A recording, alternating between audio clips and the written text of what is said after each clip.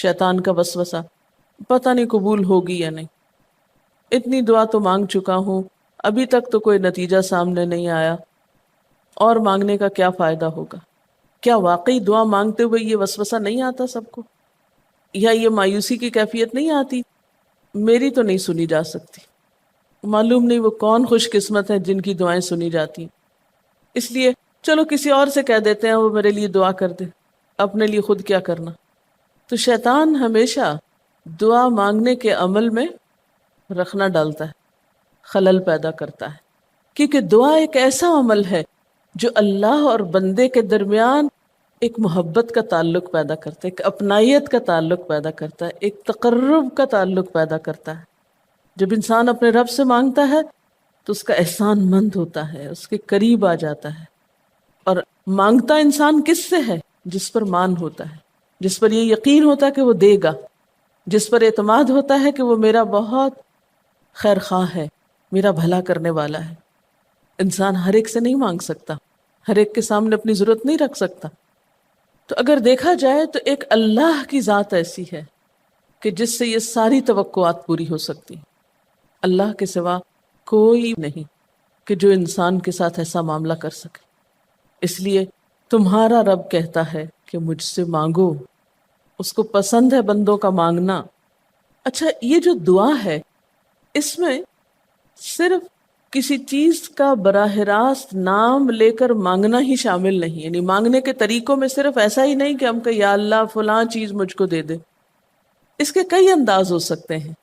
ایک تو یہی براہ راست کسی خاص چیز کا سوال کرنا، یہ بھی بہت اچھا ہے۔ بندوں سے سوال کرنا برا ہے، لیکن اللہ تعالیٰ سے سوال کرنا تو عبادت کا درجہ رکھتا ہے۔ یعنی کتنا پیار آتا ہے نا اللہ تعالیٰ پہ کہ ضرورت ہماری ہے اور ہمارے اس مانگنے کے عمل کو بھی عبادت کہہ رہا ہے، کیونکہ ایک تعلق ہے نا، وہ وقت اس کی یاد میں گزرتا ہے، اس کی طرف متوجہ ہو کر گزرتا ہے، اس لیے وہ وقت بھی عبادت بن جاتا ہے، وہ عمل بھی عبادت ہو جاتا ہے۔ تو ایک تو یہ کہ جیسے ہم سوال کرتے ہیں اللہم انی اسألک کہہ کے دعا مانگتے ہیں، یہ جتنی مسنون دعا میں آپ نے دیکھا ہوگا اسألک برابر سوال کا لفظ ہے۔ لیکن کچھ دعائیں ایسی ہوتی ہیں جس میں سوال نہیں کیا جاتا، صرف اللہ تعالیٰ کی حمد و ثنا کر دی جاتی ہے۔ جیسے حضرت ایوب علیہ السلام نے کہا تھا انی مسنی الضر وانت ارحم الراحمین، یہ بھی دعا کا ایک انداز ہے۔ مانگا کچھ بھی نہیں، بس اپنی تکلیف کا اظہار کر دیا اور اللہ تعالیٰ کی حمد و ثنا کر دی، مجھے تکلیف پہنچی ہے اور آپ سب سے بڑھ کے رحم فرمانے والے ہیں۔ یہ بھی نہیں کہا آپ رحم فرمائیے، کہ آپ تو سب سے بڑھ کے رحیم ہیں اور میری تکلیف آپ جانتے ہیں، یہ بھی ایک سٹائل ہے۔ اسی طرح کوئی ذکر کر دینا، مثلا استغفار پڑھنا۔ اب استغفار پڑھنے والے کے لیے کتنی خوشخبریاں ہیں کہ اس کا ہر مسئلہ آسان ہو سکتا ہے اس کی وجہ سے۔ خیر اس میں تو بخشش کی طلب ہوتی ہے، ایک طلب کا انداز ہے، لیکن استغفار جو ہے وہ عام دعا سے ذرا مختلف ہے۔ اسی طرح درود شریف پڑھنا، اس میں اپنے لیے تو آپ کچھ بھی نہیں مانگ رہے ہوتے، نبی صلی اللہ علیہ وسلم کے لیے مانگ رہے ہیں، لیکن وہاں کیا ہو رہا ہے کہ جب آپ ان کے لیے رحمت کی دعا مانگتے ہیں اللہ تعالیٰ آپ پہ 10 رحمتیں فرماتے ہیں۔ یہ بھی ایک مانگنے کا انداز ہے۔ اب درود شریف پڑھنا جو ہے باعث برکت بھی ہے، عبادت بھی ہے، ذکر بھی ہے، اور ایک طرح کی دعا بھی ہے۔ اسی طرح بعض اذکار کے آپ نے کتنے فائدے دیکھیں، صبح شام کی دعاؤں میں آپ دیکھیے آپ پڑھتے ہیں بسم اللہ الذی لا یضر مع اسمہ شیء فی الارض ولا فی السماء وہو السمیع العلیم، یہ صرف ذکر ہے، اس میں آپ مانگ تو کچھ نہیں رہے، لیکن کتنی فضیلت ہے اس کی کہ جو شخص یہ دعا پڑھے گا اس کو کوئی چیز نقصان نہیں دے گی۔ اس میں آپ یہ نہیں کہہ رہے کہ یا اللہ میں تجھ سے سوال کرتا ہوں کہ ہر نقصان دہ چیز کو مجھ سے دور کر دے، نہیں۔ پھر اسی طرح اللہ تعالیٰ کی حمد و ثنا کے جو کلمات ہیں، مثلا لا الہ الا اللہ وحدہ لا شریک لہ لہ الملک ولہ الحمد وہو علی کل شیء قدیر۔ عرفات کی حدیث میں آتا ہے کہ آپ نے فرمایا کہ عرفات میں میری دعا اور مجھ سے پہلے انبیاء کی دعا یہ کلمہ ہے، یہ لا الہ الا اللہ۔ اب اگر دیکھا جائے تو اس سے تو کوئی دعا کی بات نہیں، یہ تو صرف اللہ کا ذکر ہے۔ تو یہ بھی مانگنے کا ایک طریقہ، ہم مانگے کچھ نہیں، بس صرف ذکر کرتے رہیں اس کا بیٹھ کے۔ اسی طرح آپ دیکھتے ہیں کہ طواف کے دوران آپ کیا پڑھتے تھے، سبحان اللہ والحمد للہ ولا الہ الا اللہ واللہ اکبر۔ اب یہ دعا تو نہیں، یہ تو ذکر ہے اللہ کا۔ تو اللہ تعالیٰ کا ذکر کرنا، اس کی کتاب کی تلاوت کرنا، اس کو پڑھنا، علم حاصل کرنا، یہ ایسے اعمال ہیں کہ جن میں مشغول ہو کر انسان کے لیے کائنات کی ہر چیز دعائیں کرنے لگتی، طالب علم کے لیے بہت سی مخلوق دعائیں کرتی. آپ مشغول ہو گئے کسی اور کام میں، خدمت خلق میں یا علم حاصل کرنے میں، اور اللہ تعالیٰ کی مخلوق شروع ہو گئی آپ کے لیے دعائیں کرنا. عرش والے فرشتے آپ کے لیے دعائیں کرنے لگتے ہیں اگر آپ ایمان لا کر اچھے کام شروع کر دیں. تو اللہ سے مانگنے کے مختلف انداز ہیں، ڈائریکٹ مانگنا بھی اور مختلف عبادات کرنا بھی. اسی طرح وَاسْتَعِینُوا بِالصَّبْرِ وَالصَّلَاةِ، مدد مانگو صبر اور نماز سے. ٹھیک ہے، نماز میں انسان بہت سی دعائیں پڑھتا ہے، لیکن اگر مشکل وقت میں انسان صبر کے ساتھ نفل پڑھ کے اللہ تعالیٰ کا ذکر کرے اور اس کو سمجھ نہ بھی آئے کہ کیا دعا مانگو، کیونکہ بعض پریشانیاں ایسی ہوتی ہیں کہ انسان منہ سے کچھ نکال بھی نہیں سکتا، تو یہ نماز بھی کافی ہو جائے گی. وَقَالَ رَبُّكُمُ ادْعُونِي، اور تمہارا رب کہتا ہے مجھے پکارو. اور پکارنے کے کئی انداز ہیں. دل ہی دل میں پکارنا بھی آتا ہے، چپ کے پکارنا بھی آتا ہے، اونچی آواز سے پکارنا بھی آتا ہے، اکیلے پکارنا بھی آتا ہے، سب کے ساتھ مل کے دعا کرنا بھی آتا ہے. کوئی دعا مانگ رہا ہو تو آمین کہنے سے بھی بات بن جاتی. مجھے یاد ہے کہ ایک دفعہ میں عمرے پر گئی اور طواف کے بعد جہاں میں نفل پڑھ رہی تھی، تو نفل کے بعد میں نے سوچا کہ میں اپنی دعا کرتی ہوں. اتنے میں ایک شخص عربی میں کوئی دعا مانگ رہا تھا. اتنی خوبصورت دعا تھی کہ میں نے ایسی دعا کسی سے نہیں کبھی سنی، اور میں نے صرف آمین کہنا شروع کر دیا. میں نے کہا یا اللہ، میری تو نہ زبان میں اتنی بلاغت و فصاحت ہے، نہ مجھے اتنی باتیں آتی ہیں، مجھے تو مانگنا بھی نہیں آتا، تو جو کچھ یہ مانگ رہا ہے مجھے بھی یہی دے دے.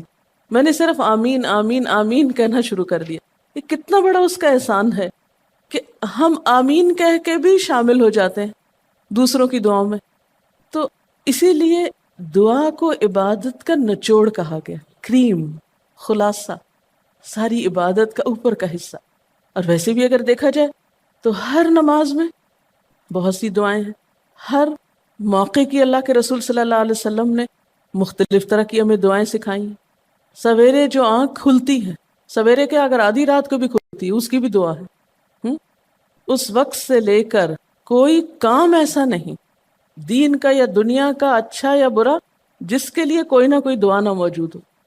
یعنی اتنا خوبصورت عمل ہے دعا مانگنا کہ جس کے لیے کسی خاص چیز کی قید بھی نہیں کہ کہیں بند کے بیٹھو تو ہی مانگو، کہیں پہنچو تو مانگو. نہیں، کہیں بھی مانگو، دن کو مانگو یا رات کو مانگو، کھڑے ہو کے مانگو یا بیٹھ کے مانگو، چلتے پھرتے مانگو یا چپ کے مانگو، منہ سے بولو بھی نہیں اور دل ہی دل میں مانگو تو بھی وہ سن لیتا ہے. کسی بھی طرح مانگ سکتے ہو، کہیں بھی مانگ سکتے، کچھ بھی مانگ سکتے ہو. اس لیے وَقَالَ رَبُّكُمُ ادْعُونِي أَسْتَجِبْ لَكُمْ، تمہارا رب کہتا ہے مجھ سے مانگو، میں تمہاری دعا قبول کروں گا. اور آپ کو پتہ ہے کہ ربکم یہ صرف مسلمانوں کا رب نہیں، رب تو ساری مخلوق کا ہے. کافر کا رب بھی وہی ہے، خواہ وہ مانے یا نہ مانے. اس لیے قبولیت دعا کے لیے مسلمان ہونا بھی شرط نہیں. اگر کوئی کافر بھی اللہ کو پکارتا ہے، اپنے رب کو پکارتا ہے، تو وہ اس کی بھی سنتا ہے. اور خصوصاً اگر وہ مظلوم ہو، کسی نے اس پہ ظلم کیا ہو، تو وہ فریاد فوراً اوپر پہنچتی ہے، خواہ وہ مسلمان نہ بھی ہو. اس لیے یہ جو دعائیں ہیں یہ آپ سب کو بتا سکتے ہیں، مسلمز، نان مسلم، سب کو سکھا سکتے ہیں، تاکہ وہ اپنے رب کو پکارے اور رب ان کو ہدایت دے. اور پھر آپ دیکھیں گے کہ دعا کے ذریعے جو اللہ تعالیٰ پر اعتماد بیٹھتا ہے، اور اگر وہ خصوصاً یہ کہ جلدی قبول ہو جائے، تو اس وقت جو ایک خصوصی شکر کی کیفیت آتی ہے. لیکن یہ کہ مایوس نہیں ہونا. بات میں یہ کر رہی تھی کہ اس کے لیے کوئی شرط نہیں کہ کوئی شخص بہت نیک مسلمان ہو یا بہت اچھا مسلمان ہو، وہ تو گناہ گاروں کی بھی سنتا ہے. اس لیے بعض اوقات لوگ جب مایوس ہونے لگتے ہیں نا کہ ہم تو بہت گناہ گار ہیں، ہماری نہیں سنی جائے گی، تو انہیں مایوس نہیں ہونا چاہیے. مایوس ہو کے کہاں جائیں گے سننے؟ کس سے مانگنے جائیں گے؟ ان کو بھی پکارنا چاہیے، خواہ کوئی کیسے بھی گناہ میں ڈوبا ہوا، کیسی بھی حالت میں ہو، اور اس کے لیے بھی مانگنا چاہیے.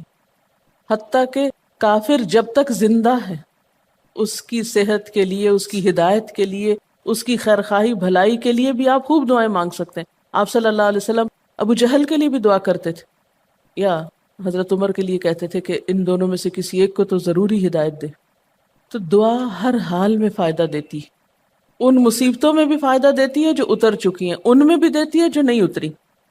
دعا تو ابلیس کی بھی قبول ہوئی تھی. اس نے قیامت تک زندگی کی دعا مانگی تھی، اس کی بھی قبول کر لی گئی.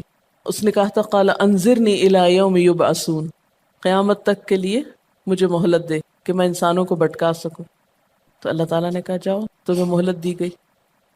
اس لیے یہ خیال تو اپنے دل سے سب نکال دیں کہ ہماری دعا نہیں قبول ہوتی. سب کی ہو سکتی، شرط یہ ہے کہ آپ واقعی دعا مانگ رہے ہوں. ہاں، جو غافل دل سے مانگے اس کی نہیں قبول ہوتی، کیونکہ وہ مانگ نہیں رہا، وہ تو بس صرف ایک فرض پورا کر رہا ہے. وہ بظاہر دیکھنے میں مانگنے کا عمل نظر آ رہا ہے لیکن حقیقت میں مانگ نہیں رہا. تو حدیث میں آتا ہے کہ اللہ تعالیٰ غافل دل کی دعا نہیں قبول کرتا. بس کچھ ادب یہ ضرور سکھائے گئے کہ انسان قطع رحمی کی دعا نہ کرے، گناہ کی دعا نہ کرے، غلط کاموں کی دعا نہ کرے، اور پھر ساتھ یہ کہ دعا کرنے کے بعد مایوس نہ ہو، دعا میں جلد بازی نہ کرے، کیونکہ اللہ تعالیٰ نے قبولیت دعا کا وعدہ کر رکھا ہے. استجب لکم، میں قبول کروں گا تمہاری دعائیں. ہاں یہ ضرور ہے کہ قبولیت کی شکلیں مختلف ہوتی ہیں. بعض اوقات تو انسان کو بالکل وہی مل جاتا ہے جو وہ چاہتا ہے، بعض اوقات وہ نہیں ملتا جو وہ چاہتا ہے، بلکہ وہ دے دیا جاتا ہے جو اس کو زیادہ ضرورت ہوتا ہے.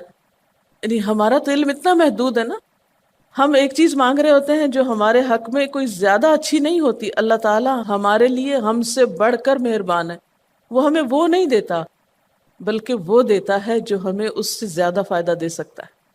اگر آپ اپنی گزشتہ زندگی کی دعاؤں پہ ایک نظر ڈالیں تو ہم کتنی چھوٹی چھوٹی چیزیں مانگتے رہے ہیں اور اللہ تعالیٰ نے ہمیں اس سے بڑھ کر عطا کیا ہے. ہم سب کو جو اللہ تعالیٰ نے دین کی سمجھ دی یا دین کو سیکھنے کا شوق دیا، ضروری نہیں کہ ہم سب نے یہ مانگا ہی ہو کہ اللہ تو ہمیں موقع دینا اپنے دین کو سیکھنے کے لیے، سکھانے کے لیے. لیکن یہ ضرور ہو سکتا ہے کہ ہم زندگی میں کچھ اور مانگتے رہے اور ہمیں وہ نہیں ملا، یہ نعمت مل گئی اور وہ ہمارے حق میں زیادہ بہتر ہو گئی. اور یہ ہو سکتا تھا کہ ہمیں وہ چیز مل جاتی اور آج ہم اس چھوٹی سی چیز کو لے کر اس کا شوق بھی پورا کر چکے ہوتے، اس کی ساری اٹریکشن ختم ہو چکی ہوتی، کیونکہ دنیا کی کوئی چیز ایسی نہیں جس کی اٹریکشن ختم نہ ہو جائے یا جس کی ویلیو گھٹ نہ جائے، جو پرانی نہ ہو جائے. لیکن قرآن کا علم ایک ایسا علم ہے جو ہر دم نیا لگتا ہے، ہر دم زندگی دیتا ہے، خوشی دیتا ہے، سکون دیتا ہے، ایک راحت ملتی ہے. یہ پرانا نہیں ہوتا. پھر اسی طرح یہ بھی ہوتا ہے کہ بعض اوقات انسان کی کوئی آفت ٹال دی جاتی. آپ مانگ رہے ہیں رزق، تو وہ رزق میں برکت تو نہیں ہوتی مثلا، لیکن کوئی بیماری آپ سے ٹال دی جاتی کہ خدا نہ خواستہ آپ کو اگر مال مل بھی جائے اور ایسی بیماری لگ جائے کہ سارا مال اس میں ڈوب جائے تو مال بھی گیا اور تکلیف الگ. تو اللہ تعالیٰ اپنی رحمت سے آپ کو زیادہ مال تو نہیں دیتے مگر وہ بہت بڑی بلا سے محفوظ رکھتے ہیں، کسی حادثے سے بچا لیتے ہیں، کسی ایسی پریشانی سے بچا لیتے ہیں کہ جس میں آپ کا سب کچھ ہی کھپ جاتا. کیونکہ ہمارے پاس کوئی رائٹ تو نہیں ہے، ہم کو ڈیزرو تو نہیں کرتے کہ ہر وقت ہم امن و امان میں رہیں. ہمارے اپنے گناہوں کی بدولت، کئی بیرونی اسباب کی بدولت کوئی مشکل، کوئی حادثہ، کوئی مصیبت کسی بھی وقت آ سکتی جو دنیا میں مختلف لوگوں پر آتی رہتی. ہم ہر امن ڈیزرو تھوڑی کرتے ہیں، یہ تو اللہ کی عنایت اور رحمت اور نعمت ہے کہ وہ جو ہمیں دیے ہوئے یہ. اور یہ عین ممکن ہے کہ ہم کوئی اور دعا مانگتے ہوں اور اللہ تعالیٰ اس کی بجائے ہمیں عافیت میں رکھے ہوئے ہو، ایک پرسکون زندگی دیے ہوئے ہیں ہمیں کہ ہمارے ہاتھ پاؤں سلامت ہیں، ہم بول سکتے ہیں، ہم دیکھ سکتے ہیں، ہم کھا پی سکتے ہیں، ہم چل پھر سکتے ہیں، ہم کسی کے محتاج نہیں ہیں. کتنا بڑا احسان ہے اس کا. اس لیے اگر کوئی دعا وقتی طور پر بعینہ ہی قبول نہیں ہوتی، بعینہ ہی کا کیا مطلب ہے؟ ایز اٹ از، جس طرح ہم چاہتے ہیں، تو بھی کوئی بات نہیں، صبر کرنا چاہیے. لیکن یہ نہیں سوچنا چاہیے کہ نہیں اللہ تعالیٰ دعا نہیں سنتا. ایک اور جگہ پر بھی فرمایا وَإِذَا سَأَلَكَ عِبَادِي عَنِّي فَإِنِّي قَرِيبٌ أُجِيبُ دَعْوَةَ الدَّاعِ إِذَا دَعَانِ فَلْيَسْتَجِيبُوا لِي وَلْيُؤْمِنُوا بِي لَعَلَّهُمْ يَرْشُدُونَ. جب میرے بندے آپ سے میرے بارے میں سوال کریں تو آپ بتا دیجئے کہ میں قریب ہوں، بہت قریب ہوں. اجیب دعوت الداعی، میں پکارنے والے کی پکار کا جواب دیتا ہوں. استجب لکم، قبول کرتا ہوں. یہ ایسے دل کے بہلانے کے لیے نہیں کہا گیا، یہ حقیقت ہے، یہ سچ ہے، اس پر ہمارا ایمان اور یقین ہونا چاہیے پختہ، اور اس کو چھوڑ کر اوروں کے پاس نہیں جانا چاہیے، کسی اور سے نہیں مانگنا چاہیے، صرف اسی سے مانگنا چاہیے، کیونکہ یہ عبادت بھی ہے اور پھر وہ ہر چیز دینے کے قابل بھی ہے، اس کی قدرت، اس کا علم، اس کی رحمت ہر چیز پہ چھائی ہوئی ہے، اس لیے اس سے مانگتے چلے جاؤ، اور پھر کبھی ایک انداز سے، کبھی دوسرے انداز سے، کبھی تیسرے انداز سے، لیکن اس سے ہمیشہ اچھی امید رکھو، لا تقنطوا من رحمت اللہ۔ لیکن اس کے ساتھ ساتھ ہمیں کچھ فارمل آداب بھی سکھائے گئے ہیں، ایٹ ٹائمز ان کا بھی لحاظ رکھنا چاہیے، یعنی ہر وقت دعا مانگنے کے لیے فارمل انداز اختیار کرنے کی ضرورت نہیں ہے۔ مثلا صبح شام کے اذکار ہیں، چلتے پھرتے آپ پڑھ سکتے ہیں، اب مثلا باتھ روم میں داخل ہونے کی دعا ہے تو اب آپ پہلے سے تسبیح اور درود شریف تو نہیں اس کے پڑھیں گے، یا نکل کے وہ ساری فارمیلٹیز تو نہیں پوری کریں گے جو دعا کے اول آخر کی جاتی ہیں عموماً جب فارمل دعا مانگی جاتی۔ تو ایٹ ٹائمز آپ بس ڈائریکٹ دعا مانگ لیں، ایٹ ٹائمز آپ پوری فارمیلٹیز کے ساتھ مانگ لیں، اور اس میں آپ دیکھیے کہ فارمل دعا مانگنے کا طریقہ کیا ہے کہ اللہ تعالیٰ کی حمد و ثنا سے شروع کیا جائے، نبی صلی اللہ علیہ وسلم پر درود بھیجا جائے، پھر اسی طرح یہ ہے کہ دعا میں عاجزی ہونی چاہیے، مانگنے کا انداز غالب ہونا چاہیے، شعر کے انداز میں چیخ چلا کے دعا نہیں مانگنی چاہیے، یا تقریر کے انداز میں دعا نہیں مانگنی چاہیے، امید اور خوف کے درمیان اعتدال کے ساتھ، پھر اسی طرح یہ کہ دعا میں مبالغہ آرائی نہیں کرنی چاہیے، پھر اسی طرح کچھ چیزیں ایسی ہیں کہ جن کا اگر اہتمام کبھی ہو سکے، کبھی کبھار تو بہت اچھا ہے، اور خصوصی جو قبولیت کے اوقات ہیں ان کا لحاظ رکھتے ہوئے ان مواقع سے فائدہ اٹھانا چاہیے، مثلا رات کے تیسرے حصے میں یعنی سحر کے وقت، پھر اسی طرح اذان اور اقامت کے درمیان، صف میں کھڑے ہو کر، صدقہ کرنے کے بعد،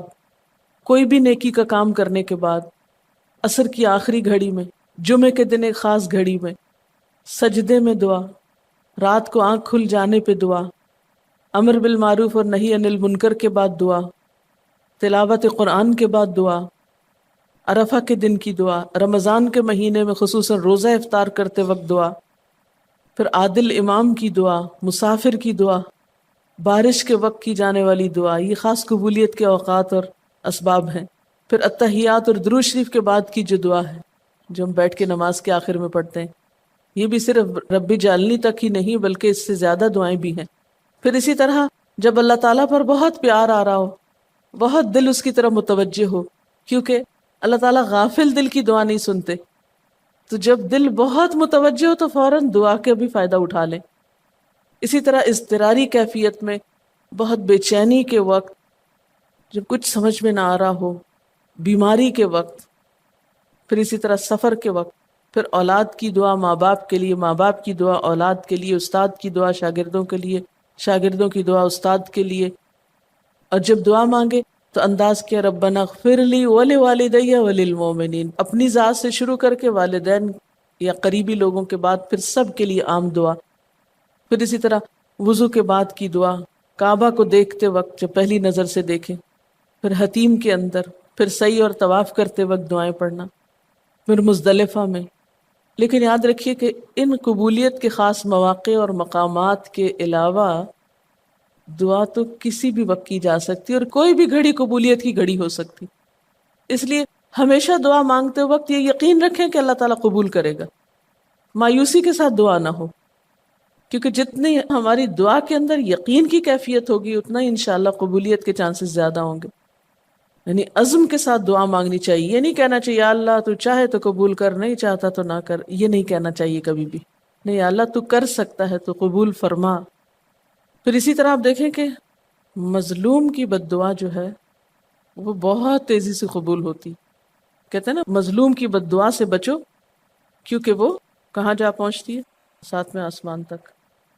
اور پھر آپ دیکھیے کہ نبی صلی اللہ علیہ وسلم نے فرمایا لا يرد القضاء الا الدعاء، قضاء کو کوئی چیز نہیں ٹال سکتی مگر دعا، یعنی تقدیر بھی بدل دیتی۔ آپ صلی اللہ علیہ وسلم نے فرمایا آدمی جب کبھی اللہ سے دعا مانگتا ہے اللہ تعالیٰ اسے یا تو وہی چیز دے دیتا ہے جس کی اس نے دعا کی تھی، یا اس درجے کی کوئی بلا آنے پہ اس سے روک دیتا ہے۔ آپ صلی اللہ علیہ وسلم نے فرمایا بندے کی دعا قبول کی جاتی ہے بشرطے کہ وہ کسی گناہ کی یا قطع رحمی کی دعا نہ کرے اور جلد بازی سے کام نہ لے۔ عرض کیا گیا جلد بازی کیا ہے یا رسول اللہ؟ فرمایا جلد بازی یہ ہے کہ آدمی کہے میں نے بہت دعا کی مگر میں دیکھتا ہوں کہ میری دعا قبول ہی نہیں ہوتی، اور یہ کہہ کر آدمی تھک جائے اور دعا مانگنی چھوڑ دے۔ نہیں، دعا سے کبھی نہ تھکے، اس لیے کہ اللہ کی نگاہ میں دعا سے بڑھ کر کوئی چیز باوقت نہیں۔ لیس شیء اکرم علی اللہ من الدعاء۔ اور پھر خصوصاً اللہ کا فضل مانگنا، قرآن پاک میں بھی اللہ تعالیٰ فرماتے ہیں وَاسْأَلُوا اللَّهَ مِنْ فَضْلِهِ، اللہ سے اس کے فضل کا سوال کرو۔ پھر اسی طرح عافیت کی دعا کہ اللہ تعالیٰ ہر حادثے مصیبت تکلیف پریشانی سے بچا کر رکھے، یہ دعا بھی بہت پسندیدہ ہے اللہ تعالیٰ کے نزدیک۔ آپ صلی اللہ علیہ وسلم نے فرمایا دعا ہر حال میں فائدہ دیتی ہے، ان بلاؤں کے معاملے میں جو نازل ہو چکی اور ان کے معاملے میں جو نازل نہیں ہوئی، بس اے بندگان خدا تم ضرور دعا مانگا کرو۔ اور پھر آخری بات کہ تم میں سے ہر شخص کو اپنی ہر حاجت اپنے رب سے مانگنی چاہیے، حتیٰ کہ اگر جوتی کا تسمہ بھی ٹوٹ جائے تو بھی اللہ تعالیٰ سے دعا کرے، یعنی چھوٹی چھوٹی چیزوں میں بھی جب ضرورت پیش آئے تو اللہ کی طرف رجوع کرے۔ وَقَالَ رَبُّكُمُ ادْعُونِي أَسْتَجِبْ لَكُمْ، اور تمہارا رب کہتا ہے کہ مجھے پکارو، مجھ سے مانگو، میں تمہاری دعا قبول کروں گا۔ ان الذین یستکبرون عن عبادتی، بے شک وہ لوگ جو میری عبادت یعنی دعا سے تکبر کرتے ہیں، یعنی مجھ سے تکبر کی بنا پر نہیں مانگتے، جیسا کہ حدیث میں بھی آتا ہے من لم یسأل اللہ یغضب علیہ، جو اللہ سے نہیں مانگتا اللہ اس پہ غضبناک ہوتا ہے، یعنی جو دعا نہیں کرتا اللہ تعالیٰ اس سے ناراض ہوتا ہے، کیونکہ وہ تو بے تعلق ہو گیا نا اپنے رب سے نہ مانگ کر، اور خصوصاً تکبر کی وجہ سے۔ ایسے لوگوں کی جزا کیا ہے؟ سیدخلون جہنم داخرین، ان